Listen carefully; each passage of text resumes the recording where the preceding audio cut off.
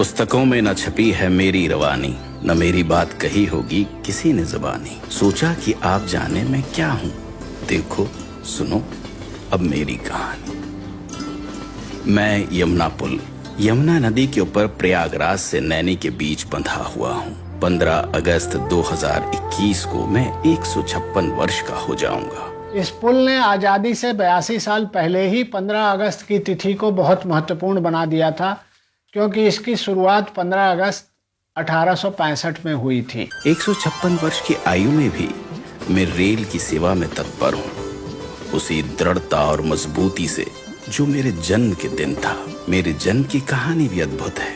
वैसे तो यमुना नदी के ऊपर मेरे निर्माण की योजना अंग्रेजों ने सन 1855 में ही बनाई, पर 1857 के स्वतंत्रता की पहली लड़ाई की वजह से प्रकल्प रोक दिया गया।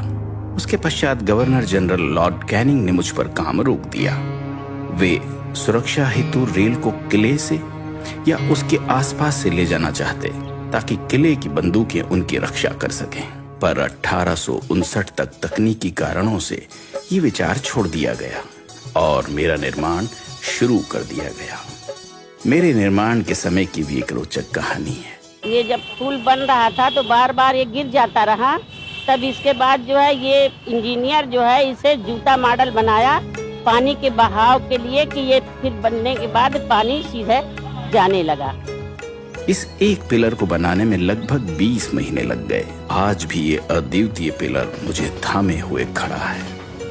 मेरे निर्माण के कई वर्ष पश्चात रेल पटरियों के नीचे बैलगाड़ी और अन्य वाहन के लिए रोड भी बनाया गया, जो आज भी वाहनों के यातायात के लिए इस्तेमाल किया जाता है। मेरे निर्माण के समय मुझ पर एक ही पटरी चलती थी, पर यह रेल इंजीनियर्स की दूरदृष्टि ही थी कि जब 50 वर्ष बाद दूसरी पटरी बिछाने का निर्णय लिया गया, ढांचे की मजबूती इतनी थी कि बिना कोई बाधा दूसरी पटरी बिछाई गई। मेरे ऊपर चलती ट्रेनों ने न सिर्फ इलाहाबाद को नैनी से जोड़ा, उत्तरी भारत को भी पूर्व भारत से जोड़ दिया।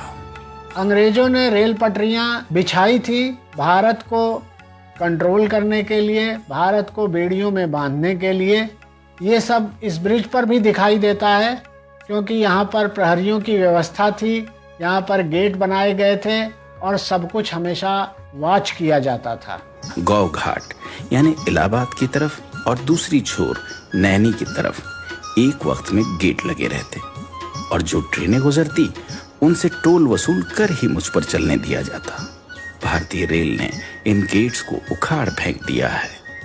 ऊपर रेल, नीचे रोड, उसके नीचे यमुना पर बोट, ऐसे एक साथ 3 विभिन्न यातायात प्रणाली मेरे सौजन्य से चलती है।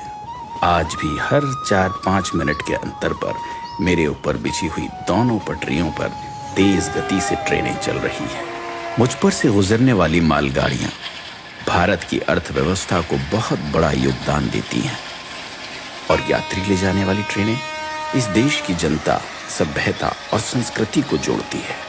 ये रेल कर्मियों की तत्परता, मेहनत और निष्ठा ही है कि लगातार 156 वर्ष से मेरी देखरेख और रखरखाव में कोई कमी नहीं आई और मेरी देश सेवा बरकरार है। नैनी ब्रिज एक 900 मीटर लंबा स्टील स्ट्रक्चर है। इस नैनी ब्रिज का रखरखाव अंडर वाटर सर्वे और अल्ट्रासाउंड जैसी तकनीकों से किया जाता है। इसमें सेंसर्स लगे हैं जो जल स्तर को मॉनिटर करते हैं और बाढ़ जैसे खतरों से सचेत करते हैं।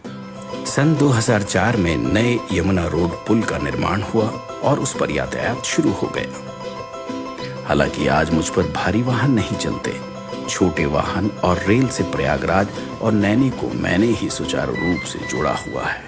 यह पुल भारत का तथा भारतीय रेल की विकास यात्रा का पिछले 155 सालों से मौन साक्षी है।